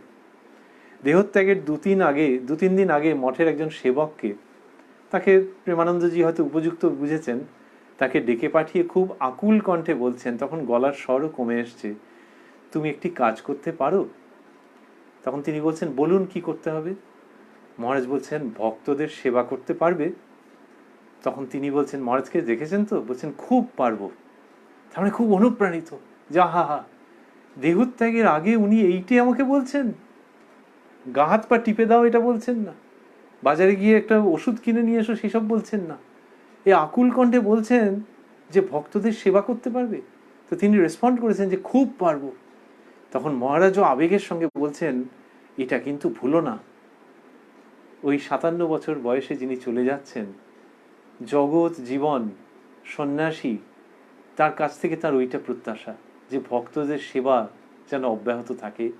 আপাতত হাতের কাছে এই সেবককে পাচ্ছেন, তাকে এন্ট্রাস্ট করে যাচ্ছেন। এইসব জীবন শুধু কথার মধ্যে থাকে না, এই জীবন কবিতার মতো, এই জীবন সঙ্গীতের মতো। একটা গানে আছে, প্রেমিক লোকের স্বভাব স্বতন্ত্র, মানে স্বতন্ত্র, ডিফারেন্ট টাইপ। বাবুরাম মহারাজজির জীবনের সঙ্গে মিলে যায়। প্রেমিক লোকের স্বভাব স্বতন্ত্র, ও ভাই থাকে না তার আত্মপর। তারপরে, প্রেমিক চায় না কো জাতি, প্রেমিক চায় না সুখ্যাতি, সে ভাবে পূর্ণ, হয় না ক্ষুণ্ণ, রটলে অখ্যাতি।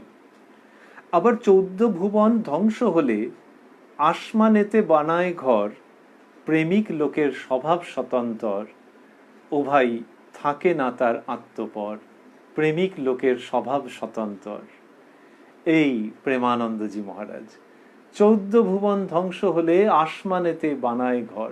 এদের তো তাই, যে শ্রীরামকৃষ্ণের যখন অদর্শন হয়েছে তখন 14 ভুবন যেন ধ্বংস হয়ে গেছে, কিন্তু তারা ঘর বানিয়েছেন।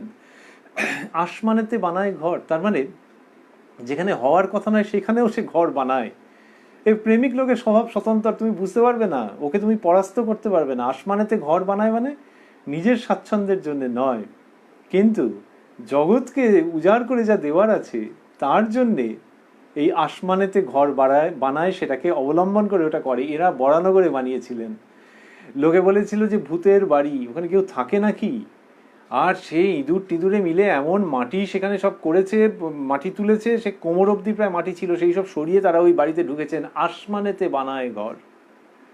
সেইখানটিকে অবলম্বন করে এই যে সন্ন্যাস জীবন তারা যাপন করেছেন, সংঘ গড়ে উঠেছে, সেইখান থেকে এই মানুষের কাজ। এ মানুষ মানে অন্য রকম, প্রেমিক লোকের স্বভাব স্বতন্ত্র। সেই প্রেমানন্দজি মহারাজের জীবনের মধ্যে আমরা ছিলাম, যার জীবনে দেখছি যে ওই দুখানা ফতুয়া, এইটার যার জীবনের মধ্যে উল্লেখযোগ্য উল্লেখযোগ্য কি না, কিছুই নেই, উল্লেখের যোগ্য কিছুই নেই, সেইটি উল্লেখযোগ্য। তার জীবনের মধ্যে ত্যাগ। স্বামী বিবেকানন্দ বলতেন যে ভারতবর্ষের দুটো প্রধান ভাব, এখনকার কালের কম্পিউটারের ভাষায় বলতে গেলে দুটো কিওয়ার্ড। তো সেই প্রধান ভাব কিরকম? রিনাউন্সিয়েশন অ্যান্ড সার্ভিস, ত্যাগ ও সেবা। প্রেমানন্দজির জীবনে ওইটি। অনেককে দিয়ে দিলেন, কিচ্ছু নেই, ত্যাগ। আর ওইদিকে সেবা, ঠাকুরের জন্য রাখা দুধ তার থেকে কিছুটা সেপারেট করে বাকিটা নিয়ে এসে চামচে করে শিশুকে খাওয়ানো। এই ত্যাগ এবং সেবায় মণ্ডিত জীবন দেখে কত অভক্ত ভক্ত হয়ে গেছেন। যারা মঠে এরকমভাবে ঢোকেননি, হয়তো একটু মজা করতে করতেই ঢুকেছেন যে দেখি এদের ব্যাপার স্যাপার দেখে আসি, ব্যাপার স্যাপার যা দেখেছেন এবং যে অহৈতুকী ভক্তি দেখেছেন, তারা কতজন ভক্ত হয়ে গেছেন। এবং এই ভক্ত হওয়া মানে যে শুধু বেলুর মঠের ভক্ত হয়ে যাওয়া তা নয়, প্রেমানন্দজির মাধ্যমে যেটা পেয়েছেন সেটা তো উদার আকাশের মতো ভাব। যে এই ভক্ত হওয়া মানে এই জীবনে ঈশ্বরকে ডেকে, ঈশ্বরের কথা ভেবে, ঈশ্বরের অনুসরণ করে নিজের জীবনকে পবিত্র করা, ঈশ্বরকে লাভ করবার উপযুক্ত করা, ঈশ্বরকে লাভ করে ধন্য হওয়া। এই যেটা, এর মধ্যে মঠ আলাদাভাবে কাউকে গ্রাস করছে না, কিন্তু প্রেমের দিক থেকে মহারাজ গ্রাস করছেন, মানুষকে শুদ্ধ ভাবে নিয়ে আসছেন। শুদ্ধ ভাবে নিয়ে আসছেন মানে এই শুদ্ধ ভাবটা কোথায় ছিল? ওইটা তার ভেতরেই ছিল, এবং সেই তার ভেতরেই যেটা ছিল সেইটার জাগরণ ঘটানো। এটা একটা অদ্ভুত রকমের ব্যাপার। এটি একটি অদ্ভুত রকমের ব্যাপার যে ওই দেখো দুটো ছেলে কাঁধে হাত দিয়ে ইয়ার্কি মারতে মারতে এসছে, বোঝাই যাচ্ছে যে কোনো উচ্চ ভাব নিয়ে আসেনি, ইয়ার্কি মারতে মারতে আসছে। কিন্তু মহারাজ যখন তাদের সঙ্গে কথা বলছেন, আত্মীয়র মতো কথা বলছেন, তাদের লঘুতা, তাদের চপলতা সব সহ্য করে জননীর মতো স্নেহে কথা বলছেন, খাওয়াচ্ছেন, দাওয়াচ্ছেন, আর কিচ্ছুটি চাইছেন না, তখন তাদের সেবা হচ্ছে, তাদের উন্নয়ন হচ্ছে, তাদের ঊর্ধ্বায়ন হচ্ছে, এবং তাদের ভেতরের যে সম্পদ সেইটি বেরিয়ে আসছে। This is value addition. কিন্তু এই ভ্যালুটা ভেতরেই আছে, তাদের ভেতরের যে সম্পদ সেইটা দিয়েই যেন তাদের জীবন পরিপূর্ণ হয়ে যাচ্ছে। মহারাজ সেইটি করছেন, এবং এই করে তিনি আধুনিক কালের মানুষের কাছে ওই বার্তা রাখছেন যে এইভাবে ভক্তদেরকে দেখতে হয়, এবং যে ভক্ত নয়, কতকটা অভক্ত বললেই ঠিক হয়, তাকেও ওই প্রেমের দৃষ্টিতে যদি দেখো তবেই তুমি তাকে জয় করতে পারবে। কিন্তু এই জয় করা মানে তাকে পর্যুদস্ত করা নয়, তাকে অপদস্থ করা নয়, বরং তাকে উপযুক্ত পদে তুলে নিয়ে আসা। তুমি যদি তাকে সম্মান করো, তাকে ভালোবাসো, তার সেবা করো, তাহলে না ওর ওই চটুলতা, ওর ওই অবিশ্বাস, ওর ওই লঘুতা যথাসময়ে কেটে যাবে এবং জীবনের পরম কল্যাণ মঙ্গলের দিকে সে ধীরে ধীরে এগিয়ে যাবে। একদিন মঠের রাস্তায় মহারাজ নিজে চোর কাঁটা ওঠাচ্ছেন। এবার চোর কাঁটা ওঠানো ভারী মুশকিলের ব্যাপার, নিজের হাতে পটাশ পটাশ করে কখন লেগে যাবে তার কোনো ঠিক নেই, লেগেও যায়। তো যখন চোর কাঁটা ওঠাচ্ছেন মঠের রাস্তার থেকে নিজে, তখন একজন ভক্ত জিজ্ঞেস করছেন যে মহারাজ আপনি কেন এ কাজ করছেন? যখন এটি জিজ্ঞেস করছেন তখন মহারাজ বলছেন, ভক্তেরা কষ্ট করে আসে, অসুবিধা হয়, তাই তাদের পথের কাঁটা সরিয়ে দিচ্ছি। তো ওই যে পায়ে লেগে যেতে পারে, তখনকার দিনে তো চটি পরে লোকে আর হুড়মুড় হুড়মুড় করে হাঁটতো, কত আর চটি জুতো পরে হেঁটেছে। আর তাও ভাবছে মঠের মধ্যে এসেছি একবার, কিন্তু ওখানে চোর কাঁটা হয়ে যায়। চোর কাঁটা মানে নামটা ওই জন্যই যে বুঝতে পারা যায় না, তখন পায়ে ফুটে গেলে যে কি জিনিস হবে। তাই বলছেন তাই তাদের পথের কাঁটা সরিয়ে দিচ্ছি, ভক্তেরা কষ্ট করে আসে, অসুবিধে হয়। এই যে পথের কাঁটা, চোর কাঁটা, এইটি শুধু যে পথেই আছে তা নয়, মনের মধ্যেও আছে। এবং সংস্কারের চোর কাঁটা, সেইটিতে মানুষের পায়ে ক্ষতবিক্ষত হয়ে যায়, মানুষের মন, মানুষের সংস্কার, মানুষের অস্তিত্ব ক্ষতবিক্ষত হয়ে যায়। প্রেমানন্দজি যখন নিজের হাতে চোর কাঁটা ওঠাচ্ছেন তখন আমাদের ভাবতে ভালো লাগে যে তিনি আমাদের অন্তরেরও চোর কাঁটা ওঠাচ্ছেন, পথের কাঁটা সরিয়ে দিচ্ছেন, যাতে আমাদের ভেতর শুদ্ধ হয়, পবিত্র হয়। শ্রীরামকৃষ্ণের ভক্ত, তাদেরকে আমরা অন্য আলোকে দেখতে শিখি। অন্য ধর্ম সম্প্রদায়ের যারা ভক্ত মানুষ তাদেরকেও দেখতে শিখি। শ্রীরামকৃষ্ণের শিক্ষা যত মত তত পথ। অন্য সম্প্রদায়েরও যারা ভক্ত মানুষ তাদের প্রতি যদি ওই দৃষ্টি প্রসারিত করা যায় যে এরাও এদের মতো করে ভগবানকে ডাকছে, ডাকবার চেষ্টা করছে, সুতরাং তারাও আমার আপনজন, এই দৃষ্টি যত যত আসবে তত ওই ভাগবত ভক্ত ভগবান সেই উক্তিটি সোনালি আলোয় উদ্ভাসিত হয়ে উঠবে। প্রেমানন্দজি আমাদের অন্তরের চোর কাঁটা যখন সরাচ্ছেন তখন বুঝতে পারছি আমাদের ঈশ্বরের দিকে এগোনোর পথ তিনি প্রশস্ত করছেন, এবং যিনি কিনা ওইভাবে এগোবেন তার মধ্যে স্বাভাবিকভাবেই এই ভক্তদের প্রতি এই মনোভাব, ভক্তদের প্রতি সহানুভূতি, স্নেহ, প্রেম, সহমর্মিতার মনোভাব, এগুলি আপনি জেগে উঠবে। নতুন পৃথিবীর প্রতিশ্রুতি আছে প্রেমানন্দজি মহারাজের জীবনচর্যার মধ্যে। যে ভুল ধরো না, অসম্পূর্ণতা ধরো না, বরং স্বামীজিও যেরমভাবে শিখিয়েছেন, থাকে যদি হৃদয়ের সম্বল তাহলে দাও দাও আর ফিরে নাহি চাও। এটি প্রেমানন্দজির জীবনের মধ্যে দেখা যাচ্ছে যে ফিরে চাইছেন না, শুধু দিয়ে যাচ্ছেন। সেটি তিনি আমাদেরও অকাতরে দিচ্ছেন বলে আমরা বিশ্বাস করি। দিচ্ছেন সেই স্বামী প্রেমানন্দ যিনি পূর্বজীবনে শ্রীযুক্ত বাবুরাম ঘোষ এবং যিনি শ্রীরামকৃষ্ণের ঘোষণা মতো দরদি। ওই যে দরদি, তিনি শ্রীরামকৃষ্ণের যেমন দরদি তেমনি ওই ভক্ত আর ভগবান তো তাঁর দৃষ্টিতে সমার্থক। আমাদের ভাবতে ইচ্ছে করে যে তিনি ভক্তদেরও দরদি। শ্রীরামকৃষ্ণের কৃপায় দরদটা আছে, বোঝেন যে ভক্তদের কষ্ট কোথায়। শ্রীরামকৃষ্ণ তাঁর যে দরদিকে নির্মাণ করে দিয়ে গেলেন সেটা ভবিষ্যৎ পৃথিবীর জন্যে। কেননা লোকে বলে যে এমনি পৃথিবীটা বড্ড দরদ শূন্য হয়ে যাচ্ছে, মার্সিলেস হয়ে যাচ্ছে, হার্ড হয়ে যাচ্ছে, রাফ হয়ে যাচ্ছে, কর্কশ হয়ে যাচ্ছে, ম্যাসকুলিন হয়ে যাচ্ছে। সেখানে ওই দেবী মূর্তি, গলায় হার, সখী সঙ্গে নৈকস্যকুলীন পবিত্র প্রেমানন্দজি মহারাজ আধুনিক কালের সমস্ত মানুষের জন্য তো বটেই, জীব জন্তুর পর্যন্ত তাদের জন্যও দরদি রূপে অবস্থান করছেন। তাই তাঁর জীবন অনুধ্যান করা মানে তাঁর জীবনকে পরিক্রমা করা, ঠাকুর মা স্বামীজিকে পরিক্রমা করা, একটা দেবালয়ের মধ্যে যেন এদেরকে পরিক্রমা করা, এবং করতে করতে মন প্রাণ দিয়ে বিশ্বাস করা যে এই দরদি খুব খুব জীবিত রয়েছেন, তিনি আমাদের মধ্যে প্রাণবন্ত রয়েছেন, তাঁর দরদ আমাদের জন্য রয়েছে। সেটি যেন বিশুদ্ধ চিত্তে আমরা অনুধাবন করতে পারি এবং সেই দরদের উত্তরাধিকারী হয়ে এই লকডাউনের সময়, এই বন্যার সময়, এই ঝঞ্ঝার সময় মানুষের পাশে দাঁড়িয়ে, কি ভক্ত কি অভক্ত সমস্ত মানুষের পাশে দাঁড়িয়ে তাদের জন্য হৃদয় উন্মুক্ত করে দিয়ে আমাদের এই অনুধ্যানকে সার্থক করতে পারি, ঠাকুরমা স্বামীজির উদ্দেশ্যে আমাদের প্রণতিকে সার্থক করতে পারি এবং ঠাকুরের দরদি বাবুরাম মহারাজ বা প্রেমমূর্তি স্বামী প্রেমানন্দের স্মরণ মননকে সার্থক করে নতুন পৃথিবীর স্বপ্ন আবারও নতুন করে জাগ্রত করে দিয়ে যেতে পারি। ধন্যবাদ, নমস্কার।